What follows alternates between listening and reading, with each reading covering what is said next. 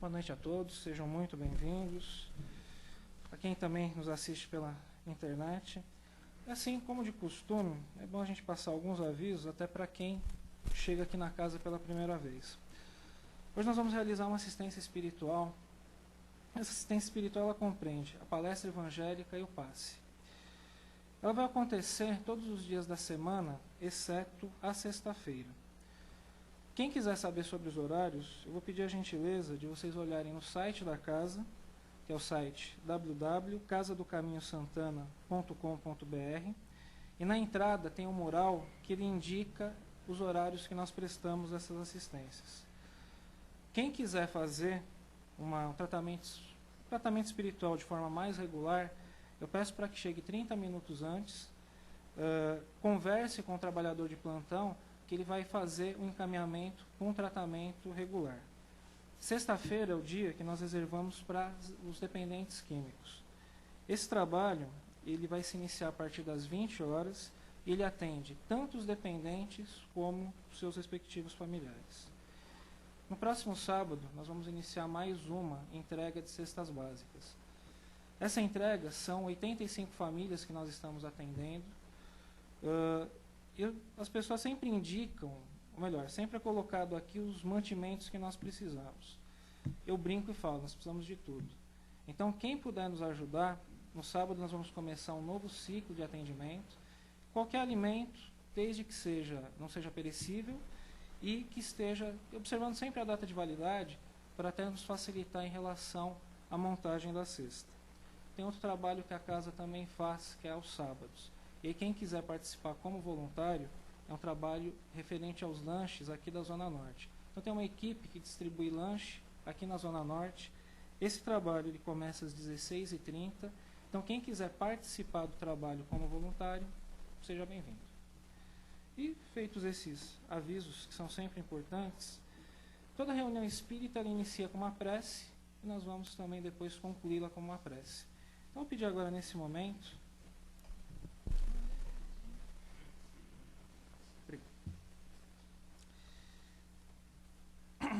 Nesse momento, todos aqui estamos aqui com objetivo, com propósito. E Jesus já dizia, quando 2 ou mais pessoas estivessem falando em seu nome, ele aqui estaria. Então, nesse momento, nós vamos sintonizar os nossos pensamentos em Jesus e vamos colocar nas suas mãos aquilo que necessitamos. As dificuldades que nós enfrentamos, individuais ou até pelo momento que o país vive, são muito significativas. Mas a espiritualidade trabalha do mesmo modo que nós devemos trabalhar. E hoje, aqui na palestra, hoje na nossa reunião, equipes médicas, equipes espirituais estão aqui nos auxiliando, penetrando no espírito, na mente de cada um, levando a sua aflição à espiritualidade maior. E assim, nós vamos pedir a Jesus que nos dê força, luz, e que nós iniciemos os trabalhos de hoje. Que assim seja.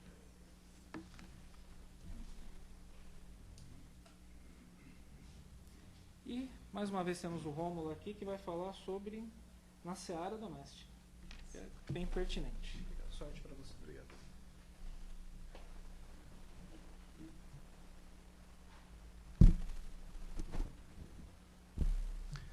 Queridos amigos, boa noite.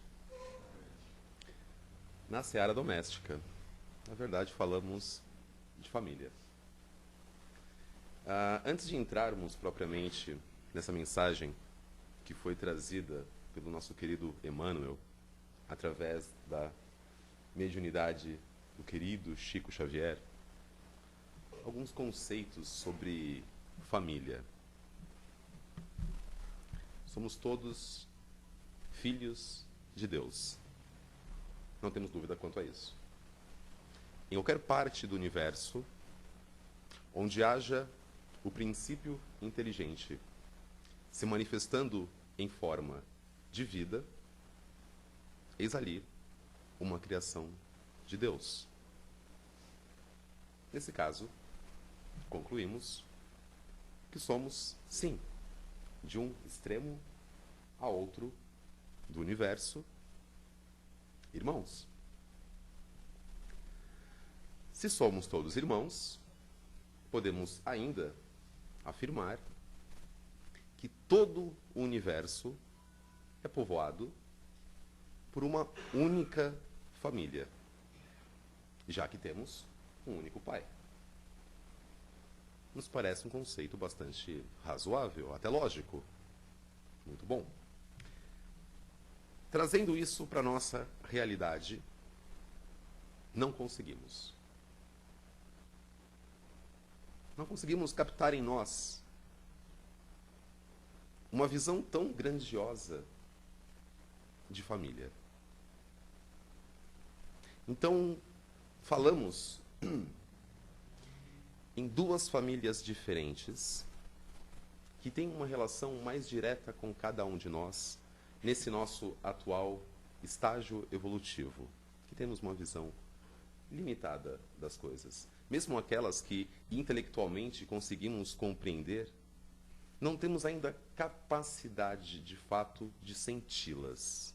Porque esses conceitos, como dizer que todo o universo é uma única família, nos parece ainda muito abstrato. Existe algo que chamamos de família espiritual e família física. Nos conta o Evangelho que, em certo momento, Jesus estava na casa de uma das pessoas da cidade, ensinando, como era de costume, e uma grande multidão estava dentro dessa casa e também ao redor, no que seria o quintal, as ruas adjacentes, procurando ouvi-lo. No meio dessa multidão, alguém chega para Jesus e diz: Mestre, sua mãe e seus irmãos batem a porta, estão te procurando. E Jesus, mestre por excelência, que jamais perdeu uma única oportunidade de nos ensinar, pergunta: quem é minha mãe? E quem são meus irmãos? E após alguns segundos de silêncio, ele mesmo conclui: minha mãe e meus irmãos são todos aqueles que fazem a vontade do meu Pai, que está nos céus. Indicando aí, ao contrário do que eventualmente se poderia interpretar dessa passagem, que Jesus não mostrasse apreço pelos laços consanguíneos, não era o caso. Mas Jesus quis mostrar nessa passagem que existe algo que chamamos de família espiritual, que são espíritos que se encontram por afinidade e escolhem permanecerem juntos. Eventualmente, mesmo enquanto a encarnação, mas, naturalmente, sempre que possível, nos intervalos entre uma encarnação e outra, que chamamos de erraticidade. No caso de Jesus, naturalmente, por ser governador do nosso planeta, espírito mais evoluído que pisou nesse solo, vibração 100% ligada a Deus, ao Criador. Para se fazer parte dessa família espiritual do Mestre, naturalmente serão necessários espíritos que comungassem da mesma elevação, que tivessem a mesma sintonia. Supõe-se daí que a família espiritual seja uma família de harmonia, já que temos ali vários espíritos vibrando na mesma faixa de frequência. Sem dúvida, podemos imaginar que seja uma família com menos discussões, o que não necessariamente significa uma boa família. Por quê? Queridos, como nós somos? Quais são as nossas tendências? Somos seres assim elevados o tempo todo, vibrando em sintonia de amor, caridade, amizade, longe de todos os vícios, tão disponíveis para a caridade e o amor às 24 horas do dia? Não. Certamente, os espíritos que comungam da nossa vibração são iguais a nós. Por isso, a família espiritual muda. Ela é dinâmica. A cada vez que nós crescemos, evoluímos como espíritos, entraremos em sintonia com outros espíritos. Aquele grupo de espíritos ao qual pertencíamos poderá participar conosco dessa evolução espiritual, mantendo aquele grupo coeso ou não, já que toca o livre-arbítrio e o uso da força de vontade que compete a cada um de nós. E por final, temos a família física. Fácil, fácil, não? Que beleza! Encarnamos e nos encontramos num grupo de espíritos onde a sabedoria divina nos colocou, a todos nós, para crescermos, para desenvolvermos esse capítulo que escrevemos agora da nossa história espiritual. Essa encarnação como Rômulo, como Silvio, como João, como José. Existe algo que falamos com frequência. A família é a célula primeira da sociedade. Falamos isso tantas vezes e muitas vezes não nos damos conta do quanto isso é verdadeiro.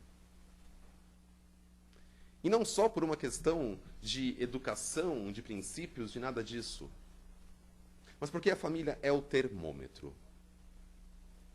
É em família que mostramos realmente quem somos. Porque é natural, por questões de conveniências, de convenções, que da porta para fora nos cobramos com um verniz de boa educação, de bons modos, eventualmente controlamos até o nosso tom de voz. Claro, até que alguém nos perturbe realmente. Mas a família, nem isso. Entramos dentro de casa e automaticamente nos sentimos desobrigados daqueles mesmos bons modos que tínhamos há 5 minutos, quando chegávamos até em casa. Queremos saber quem nós somos? Observemos como nos comportamos em família, não na rua. Mas família é difícil, porque tem aquele irmão que é ciumento, tem o pai que é exigente, tem a mãe que dá bronca, tem o filho problemático, sem falar nos vizinhos, mas não vem ao caso. Por quê? Por que será que é assim? Por que será que temos essa dificuldade? Por que não poderia ser mais fácil? Porque se fosse mais fácil, jamais mudaríamos. Na família se encontram os maiores desafios e as maiores esperanças. É na família que aprendemos a amar,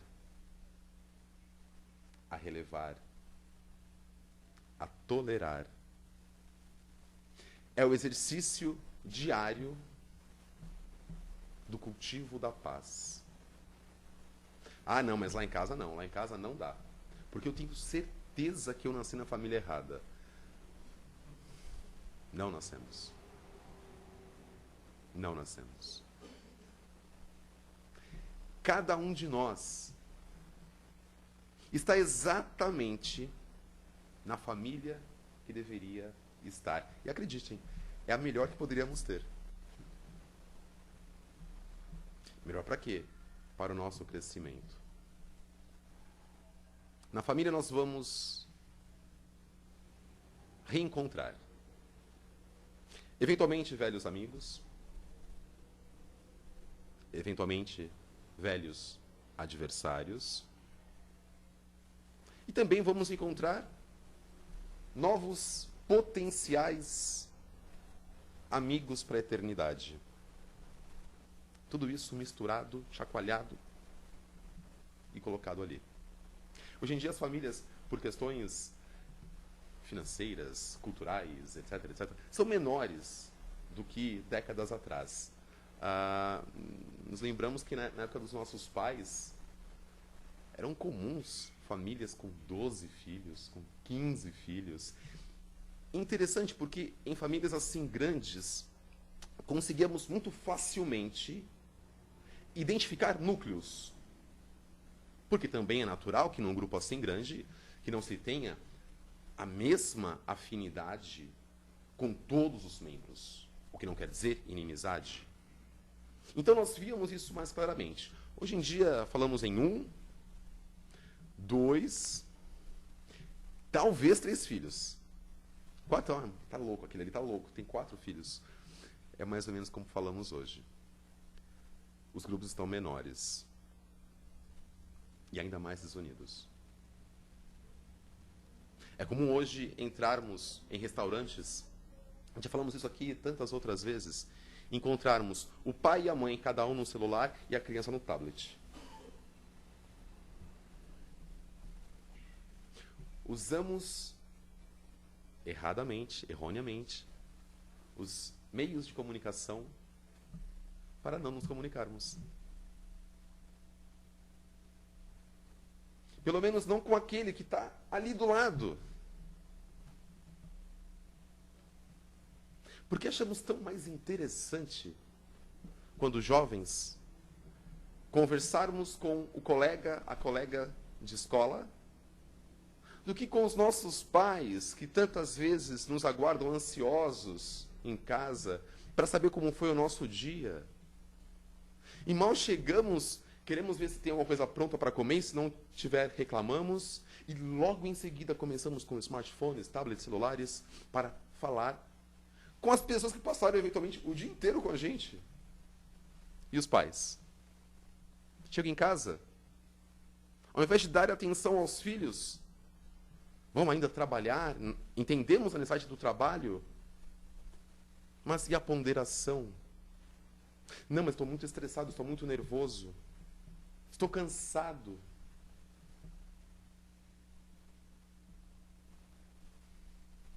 Nos furtamos. Saímos, escapamos. E quem sofre somos nós mesmos. Tiramos de nós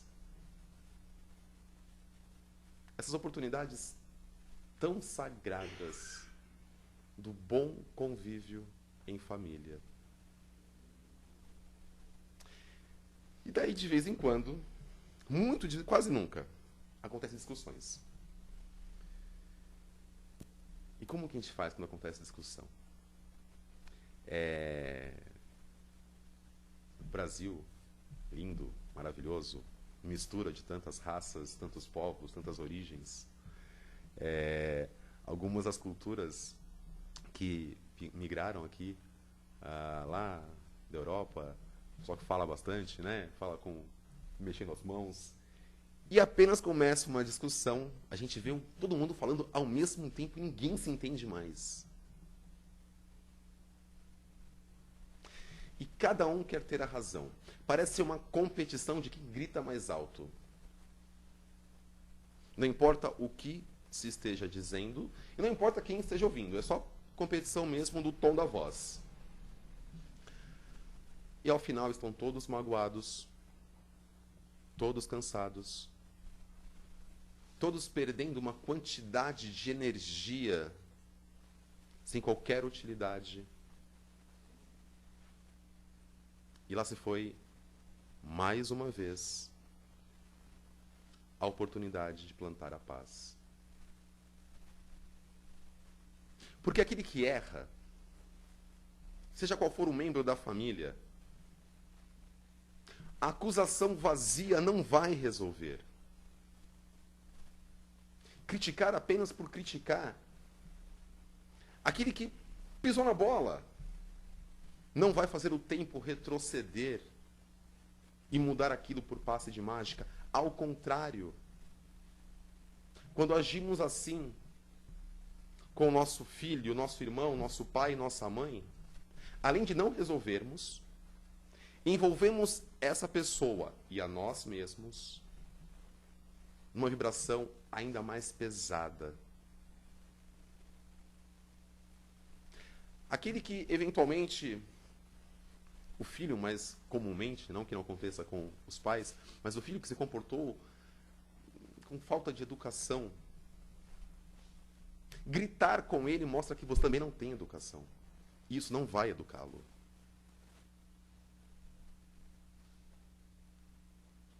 Passamos, pelo menos, falando de maioria estatística, da fase dos castigos físicos. Mas o castigo moral dói tanto quanto ou ainda mais. A humilhação. O fato de uma pessoa ter errado não nos dá o direito de humilharmos essa pessoa. Porque nós também erramos. Então, pais, olhem para os seus filhos e lembrem que eles estão amadurecendo, que eles erram como vocês também erraram, mas eles vão aprender com o suporte, o amor e a segurança que só vocês, pais, têm condição de oferecer. Filhos, perdoem seus pais. Eles não são perfeitos. E vocês também não serão perfeitos quando forem pais. Os pais que vocês idealizam, nem vocês serão quando chegar a sua vez.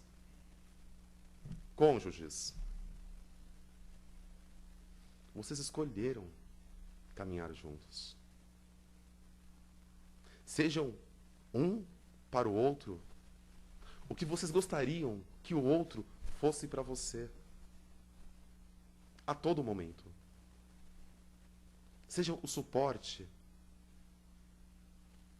Essa aventura da família,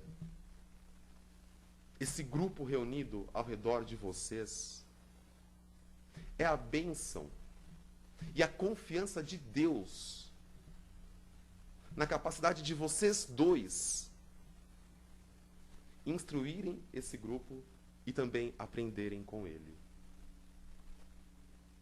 Nada acontece por acaso. Não temos o cônjuge errado. O irmão que a cegonha errou o endereço e jogou aqui em casa. Poxa vida.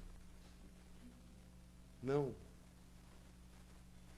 Temos ao nosso redor exatamente o que nós precisamos, não apenas para sobreviver, para nos arrastarmos por anos ao longo de uma encarnação. Não. Temos o que precisamos para sermos felizes, para começarmos agora essa lição de amor. Então amemos. Não vamos guardar dentro de nós o maior potencial da criação só quando meu marido fizer aquilo que eu pedi para ele. Só quando a minha esposa parar de reclamar comigo. Só quando os meus filhos tirarem nota 10. Só quando meu pai deixar eu sair no final de semana. Não! A hora é agora. Porque, queridos, a encarnação passa muito rápido. Quando a gente perceber, eles já foram, ou nós já estamos indo. E esse momento, mesmo imortais que somos, todos nós como espíritos, esse momento, essa família, não vai se repetir nunca mais. Nunca mais estaremos entre a gente. Esse mesmo grupo, nesse mesmo estágio evolutivo. Ainda que nos reencontremos outras vezes, serão outras histórias. serão outras lições a serem aprendidas. Todos nós julgamos, vez ou outra, ter a resposta para tudo. Ah, não, se fosse eu faria assim. Ah, não, se fosse comigo, eu faria tal coisa. Não, está errado, o certo é fazer. Então façamos. Que tal? Já que entendemos ter a resposta para tudo, já que entendemos saber o melhor de cada situação, coloquemos isso em prática. Ah, mas fulano não merece. E você? Você também não merece? Porque o que você fizer para o outro, especialmente em família, o primeiro a absorver aquilo é você mesmo.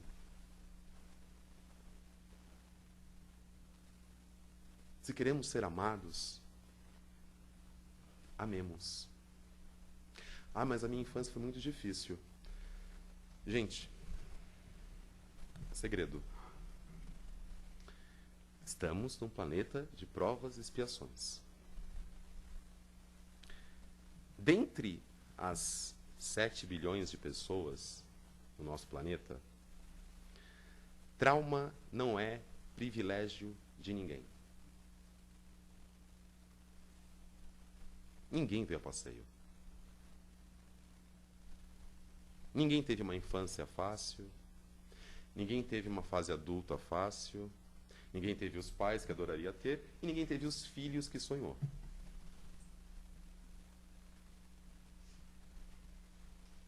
E aí? Vamos até quando permitir que isso sirva de argumento, de álibi, para não sermos melhores? Melhores uns para os outros. Até quando vamos permitir essa reação automática de repetirmos histórias infelizes? Se alguém errou com você, faça diferente. Se quando éramos jovens, os nossos pais, os nossos avós fizeram aquilo ou aquilo outro que nos marcou tanto na alma, por quê? Por que vamos doar isso aos nossos filhos?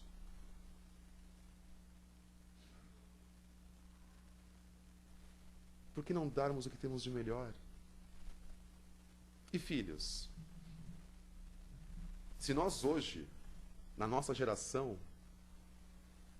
achamos tão difícil a nossa infância, como seríamos na geração dos nossos pais, dos nossos avós? E conhecendo as histórias deles, porque conhecemos, porque somos família, vocês já passaram por tanta coisa.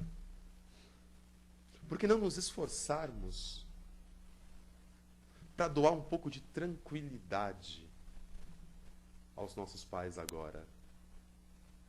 Ao invés de acusarmos, reclamarmos, julgarmos. A família, como célula da sociedade, tem o objetivo de ensinarmos a termos empatia. Porque somos todos aprendizes. Irmãos, falamos tanto de pais, filhos, mas irmãos, vocês então estão matriculados na mesma escola, com os mesmos professores.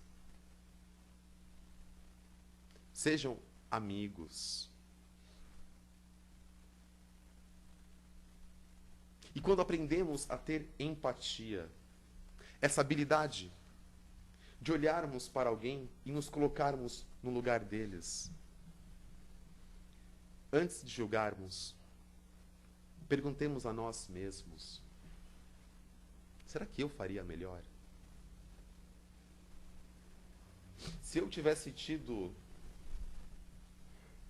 as frustrações, as dores da minha mãe, do meu pai, eu seria uma mãe, um pai melhor do que ele é para mim mesmo?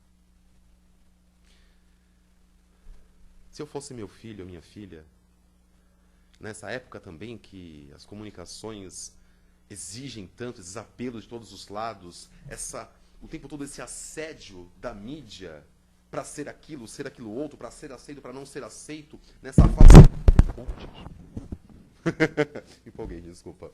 Nessa fase de formação de caráter. Será que eu agiria melhor do que ele, do que ela? Todos nós temos motivos para não fazermos nada e continuarmos juntos e infelizes. E todos nós temos motivos para mudar e doar o que temos de melhor numa cadeia que envolva todos. E essa escolha é de cada um de nós. Ela não depende do que o irmão vai fazer, do que o tio vai fazer, do que a mãe, do que o filho, do que o pai, do que o avô, do que a avó. É cada um de nós. O que devemos perguntar é o que queremos. Como queremos viver. Se entendêssemos, voltando um pouco a assuntos um pouquinho mais abstratos, mas esse nem tanto.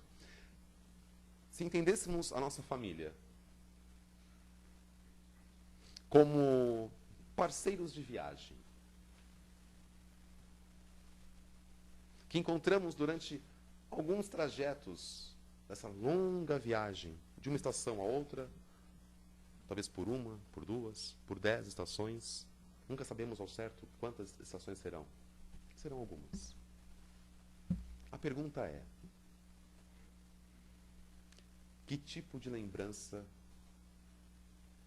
queremos deixar nesses companheiros de viagem?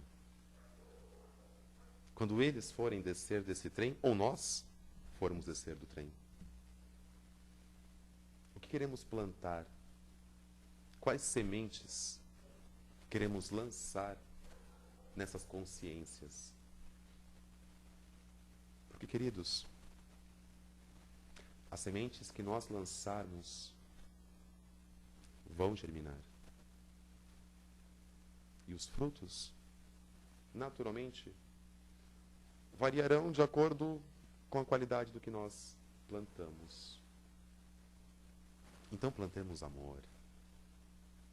Plantemos o que temos de melhor. Porque assim, com certeza, teremos conquistado, independente do que tenha acontecido em todo o nosso passado espiritual, mesmo com esses amigos, esses companheiros de agora, teremos finalmente conquistado amigos verdadeiros. E quem pode dizer as curvas que a nossa própria história espiritual e a deles vão fazer no futuro? Quem pode dizer onde nós estaremos e onde eles estarão daqui a alguns séculos na espiritualidade? Cultivemos o amor. Porque o amor é o único sentimento que de fato não morre. O amor é a única ligação entre espíritos que realmente permanece ativa. E só o amor, amigos, só o amor é capaz de salvar, é capaz de resgatar, é capaz de levantar quem está caído.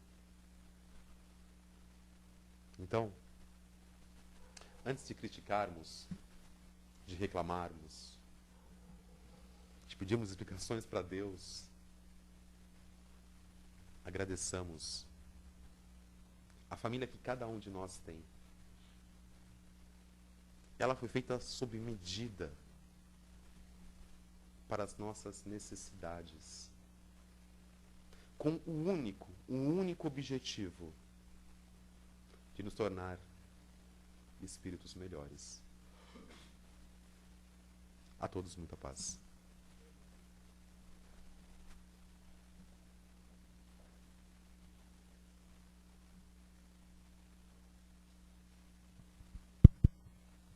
Eu passar a palavra para quem quiser fazer pergunta, colocação.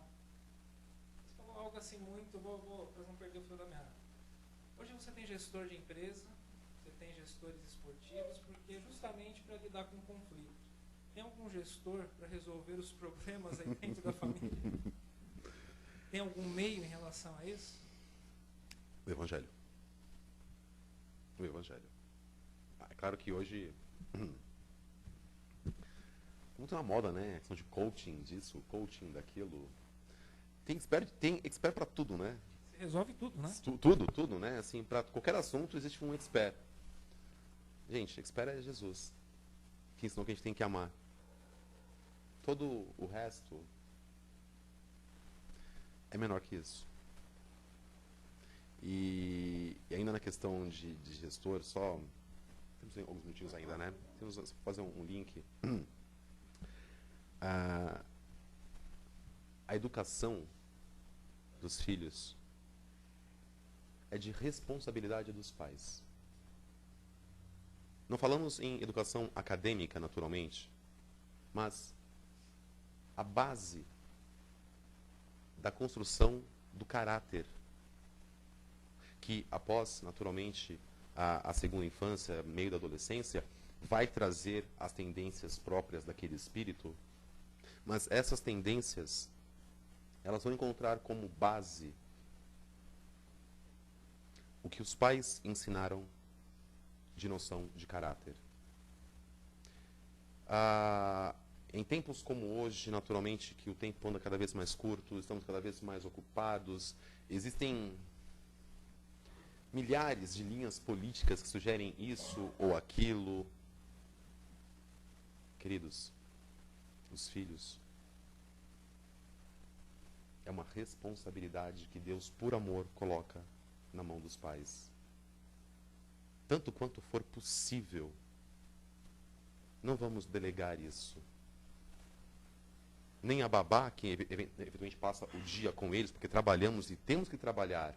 Mas quando chegarmos, por mais cansado que estivermos, vamos conversar com os nossos filhos, saber como foi o dia, deixar que eles, desculpa, gente, deixar que eles se expressem, mostrem quem são e que nós possamos, assim, ouvindo-os, orientá-los. Isso é a missão dos pais. E com relação à administração, é o Evangelho, gente. É Jesus. É amor. O amor é a solução para qualquer relação. Especialmente em família. Alguém tem alguma pergunta, alguma colocação, alguma questão?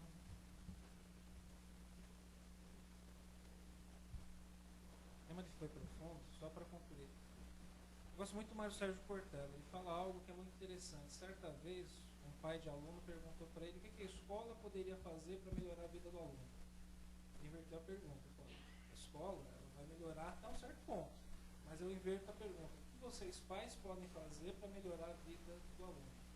Então, o que você coloca, até porque o Evangelho ele coloca uma vez de mão dupla. A responsabilidade dos pais para com os filhos e dos filhos para com os pais. Sem dúvida. Então, é um negócio extremamente complexo, mas assim, como você falou, eu acho que o que nós conseguimos através do Evangelho.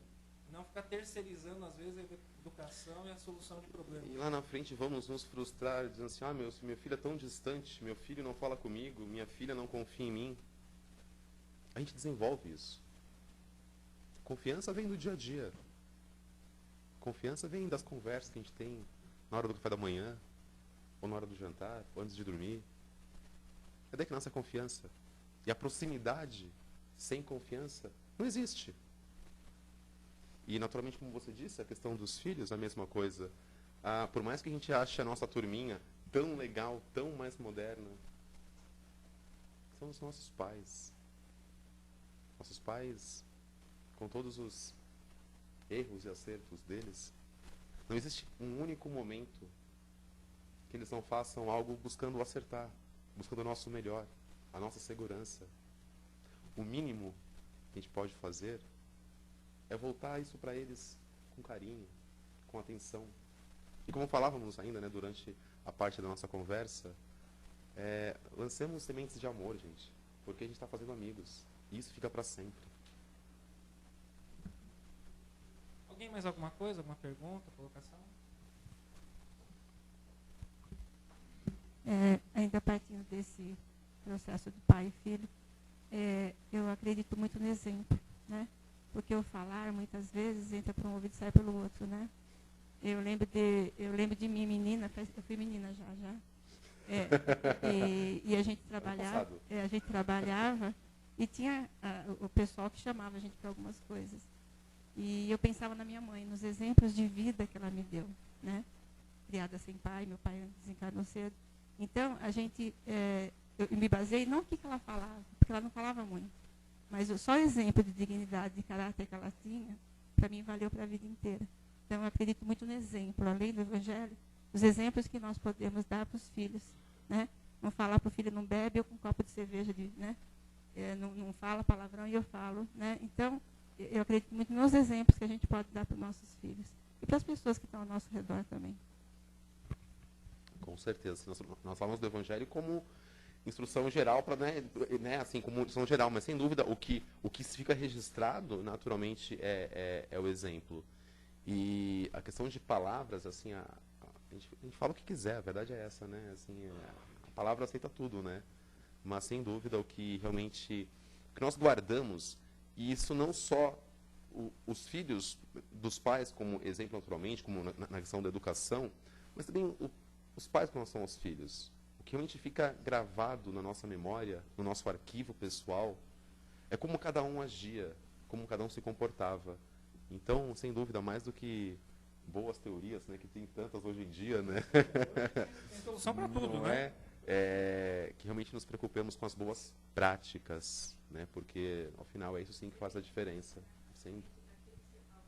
Não perde nunca mais. Nisso que a Sandra falou, eu lembro da minha mãe, que a minha mãe, ela me deu muitos tapas, viu, rapaz? E eu também. eu vou te dizer uma coisa, até hoje eu sinto falta, porque foram todos merecidos. E hoje, há 23 anos que eu sinto falta. Eu vejo que ela estava certa. Bastante. Não foi pouco. Comigo não foi diferente.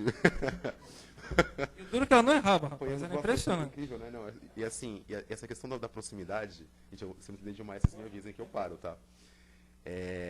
A gente tinha uma coisa na época que os pais olhavam para os filhos, sabiam se tinha aprontado, né?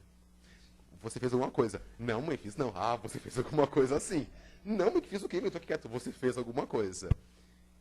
Gente, essa integração, esse conhecimento um do outro, só acontece com o convívio.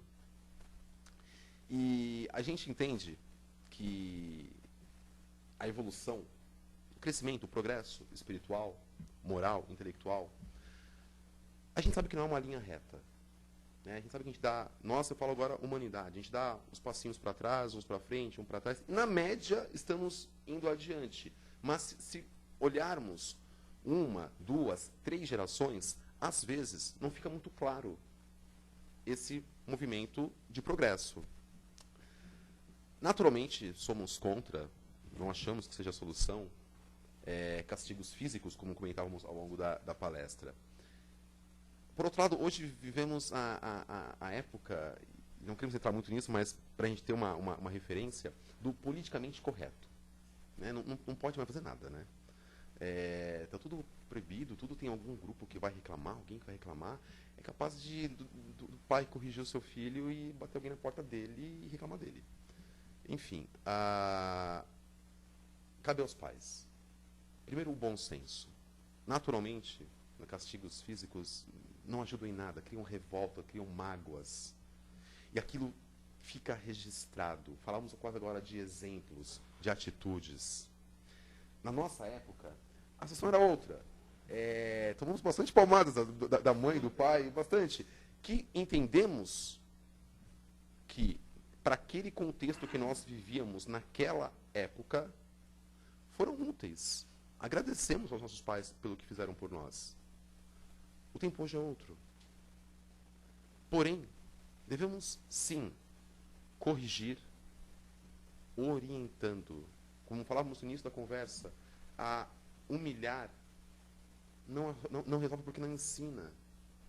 A pessoa que errou, se nós a humilhamos, se nós a tratamos mal, se nós a castigamos, nós não estamos educando. Nós estamos criando medo. E nós não devemos, isso mais para os pais, o objetivo não é que seus filhos tenham medo de vocês. Nem o respeito diretamente, porque o respeito ele deve surgir já como consequência do amor e da amizade. Porque a quem nós amamos, a quem nós temos como amigos, naturalmente nós respeitamos. Diferente daquele respeito hierárquico, que o general manda e os soldados obedecem. Afinal, como falávamos lá nas primeiras frases, em todo o universo, porque temos um único Pai, nós somos todos irmãos. Obrigado, gente. Obrigado.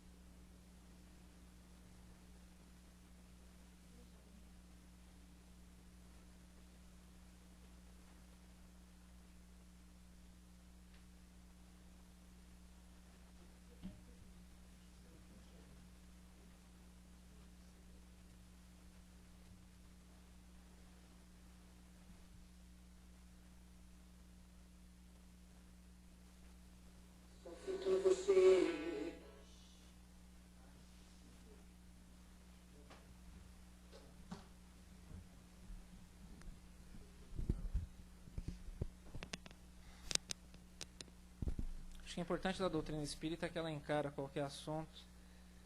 E nesse mundo tão complexo que nós estamos vivendo, e acho que o Rômulo foi muito feliz. O Evangelho ele representa amor, ele representa fraternidade, e é uma maneira de educar através do Evangelho. Nós demos exemplo aqui, eu acho que é o contexto da época, mas eu lembro muito da minha mãe, não só pelos castigos, mas lembro também da doçura, do olhar dela, e da maneira como ela me encaminhou para a religião. Eu acho que o Evangelho, o Espiritismo, a doutrina, ela traz muito isso, ela resgata muito esses valores. Então acho que isso é fundamental e é aquilo que nós falamos, o passe é importante, enfim. Mas quando nós recebemos a palavra, e ela, às vezes ela vai penetrando na nossa alma, nós recordamos de muita coisa. Em cada palestra, em cada reunião, eu me recordo de muitas coisas também. Então hoje o Rômulo foi muito feliz na lembrança. Eu acho que essa é a importância que nós temos que dar, que ela vem sendo, na verdade, colocada no segundo plano. Parece que ter religião, o falar em Jesus, se tornou algo secundário. E é ao contrário, deveria ser algo principal. Como eu disse no início, toda reunião espírita, ela se inicia com uma prece. Nós vamos agora entrar no momento de sintonia com Jesus. Nesse momento de sintonia, nós vamos levar amor, fraternidade, solidariedade. Nós vamos ajudar amigos e companheiros que enfrentam dificuldades e adversidades muito maiores do que as nossas. E assim nós vamos vibrar. Que vibrar representa amor, representa companheirismo, representa levar os bons pensamentos. Vamos vibrar pelo planeta Terra, pelo Brasil, a pátria do Evangelho, especialmente nesse momento tão conturbado em que nós vivemos. Vamos vibrar também por aqueles que se dizem os nossos inimigos. Vibremos pelos dependentes químicos que enfrentam ou estão numa prova tão complicada, tão difícil. Vibremos também por aqueles que enfrentam as enfermidades. Vibremos para que o mundo ele possa transbordar em paz, em equilíbrio e tranquilidade. Vibremos para que o Evangelho de Jesus esteja presente em cada um de nós. Nós pedimos também licença para que possamos vibrar por aquilo que enfrentamos hoje nesse momento, pelos problemas físicos, pelos problemas emocionais, pelos problemas materiais que afligem tantas e tantas pessoas. E nós também vamos vibrar para que a doutrina de Jesus ela possa penetrar em todos os lares, que foi hoje objeto da nossa palestra, para que as famílias tenham um tom mais de conciliação, tenham uma paz dentro dos seus lares, e que isso com certeza vai gerar reflexo na sociedade, e o reflexo positivo. E assim, meus queridos, nós terminamos a nossa reunião de hoje. Nos agradecemos a Jesus pela oportunidade. Como eu disse no início, quando 2 ou mais pessoas estão falando em seu nome, Ele aqui se faz presente. E que todos tenham um bom retorno para seus lares, que possam fazer as suas reflexões em relação à palestra de hoje e que estejam convidados de imediato, na próxima semana, acompanhar aqui a casa, estar presente mais uma vez aqui na casa. Pedir para que vocês mantenham silêncio. O Luizinho vai encaminhá-los na sequência para a aplicação dos passes. E mais uma vez, uma boa noite a todos.